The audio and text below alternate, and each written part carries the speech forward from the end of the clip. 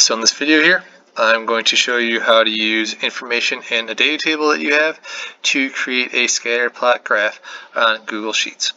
So for us, I'm looking to get a graph, specifically a scatter plot of the distance and time.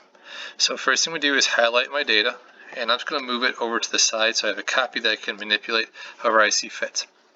Now, in a Google spreadsheet, the first column that's listed, so in our case time, is going to be placed on the x-axis of your graph. That means the second column will always default to the y. So make sure you have those ordered in the way you want them to show up. So the first one is really your x, and your second one is really your y. So to create your scatter plot, highlight your data. Make sure your data doesn't have any sort of letters or alphabets in the boxes with your numbers. It will confuse Google.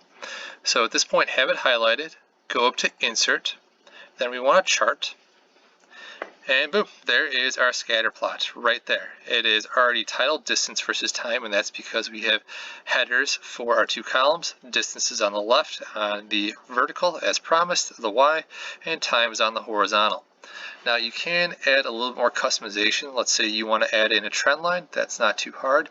Go over to your custom tab. I believe it's under series. Hey, there's a trend line. That's a terrible trend line. That should not be your trend line. So you can go right beneath that, and it's not the E function. I can already let you know that one. But polynomial, that fits really well, so that's what we can go with there. Now, if you want the actual value to that line, you can scroll down a little bit further to the label section. Under that label section, you wanted to use the use equation, and it will display the equation for your best fit trend line right there.